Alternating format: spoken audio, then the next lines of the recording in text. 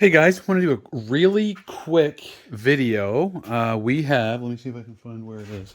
We have the, on the Kayak, it's the Garmin 95 SVU HD plotter head, and it's on the Kayak as well. The 56 transducer down imaging, side imaging, and we've added the Panoptix live scope system, and it consists of the GLS 10 and the LVS 32. So I have been looking. I wanted to have full control so I can do 360 scans with this thing if necessary. I've been looking for a mounting solution for the live scope on the boat.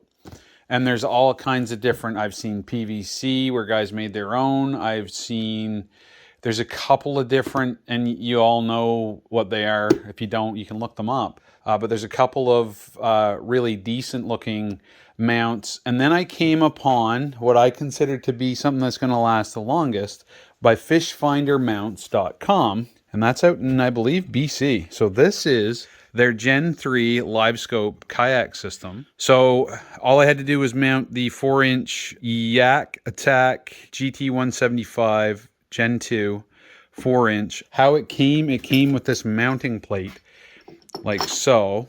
So I want to use it on my John boat as well. That mounting plate will allow me, because this is the low boat with the, it's got the vertical rails, so the rail opening is facing this way. So I can put this on. That gives me the 90-degree adapter, and then I can use that mounting plate wherever it went. Now I can swap it from my kayak to my John boat if I want to, like so. So that gives me that option, which I really like. And this thing is robust. It also, so that some of the things I want to show you. Super quick and easy. We can loosen this, which just goes to kind of stabilize it in the block. I'll make sure I loosen it. One thing I should do is drill a hole through that, put a string on it so I don't lose it on the water. Pull up on this pin, and now I can rotate it 90 degrees. I can pull it in and out. I get it. Yeah, there we go. I'll just leave it like that. I bought the longer mounting pole here so that I can get off the side of the gunnel on the boat, and I can use it on here. Fits under the seat. This works the way I have it with the seat in the upper position. It will work. I can pull this out, or I can leave it about where it's at right now. So if I wasn't caught down here, I could lock it in all the way out, put my seat down further. But that's putting, and I've got a backing plate coming for this. We're going to change this up eventually. But so all kinds of options there. So I can set it up. Let's just put it here. That locks in place. Tighten this up if I want to, and that's going to make it take some of the play out of it.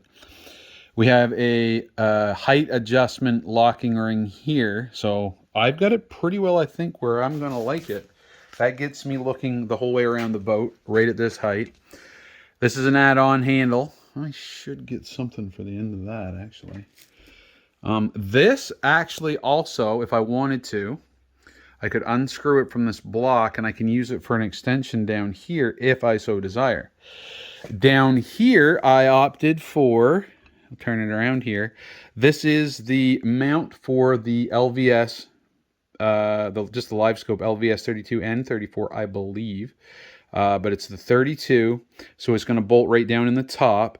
And I just pull a pin, and I can go from live down imaging, I can go perspective or forward.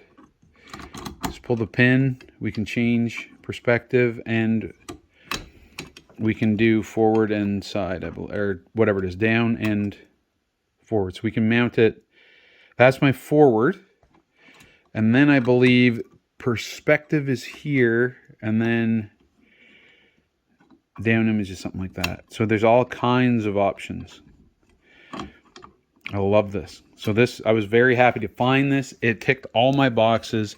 You're not going to get a higher quality. Got a couple of scars on that, but it's going to happen. You can't get I mean, it's all aluminum and stainless and anodized. Is that I think it's anodized. Anodized block and things. So we have aluminum, I think. Now this might all be stainless. Anyway, great for marine, great for everything. So this is Fish Finder Mounts Gen 3 Kayak, live scope, live view, I guess. It'll work, I think, with Hummingbird as well. You can get a different head for it. But man, do I ever love this. It's great. And you can adjust the angle here. I can adjust the height of my handle, the angle of my handle. I can add, if I want to go deeper for my boat, if I need to go deeper, which I may need to, I can just buy one more of these, tack it on the bottom, and lengthen out my cable down to my LVS 32, and man, Bob's your uncle. Pa-pow. Just like that. So there's that. That's how we're going to do our live scope. I'm happy to have come up with that solution. Next is figuring out how I'm going to go through hull here to get my cable down into my battery, which is going to be down below. And it might end up going in right here, maybe. We'll see. Here or inside here, maybe. We'll see. But there's going to be something. So that's coming. It's just another step in the chain. The other thing that came today is that. And I got to do a little rooting and figure out where I want to put it. Whether I'm going to put it on the stern, beside the rudder, or if I'm going to put it on the bow, if it matters. I want to have it so it has a clear view of the sky. So the stern might be the option. But I'm going to check out some videos and just see. We're getting close. We're getting close to being done here and all upgraded. So very happy with this. Very, very, very happy. Made it work. Oh, that was the other thing. Because it came with a block, it didn't come with the little track nuts, I guess you'd call them. So all I did there, I used the bolts that came with the mounting plate that came with it. And I had a Railblazer Starport track mount kit, which worked perfectly. Same thread pattern, threads per inch and diameter of the bolts that mount this block to the plate that came with it. So that all worked out very well. So that's kind of the workaround solution there. That's done in. Happy. I'm going to put it on this side. It's just low enough that it shouldn't, I mean, I'm going to probably have issues with fish swimming around as I'm trying to reel them in no matter where I put it, but as I try and land them. What else we got? That's pretty much it. We've mounted this. We're going to put, I've got options here. On one side's going to be that thing when I have it stowed. When I'm not using it, I'll fold it up and put it on. I've got a double header coming from for the left side.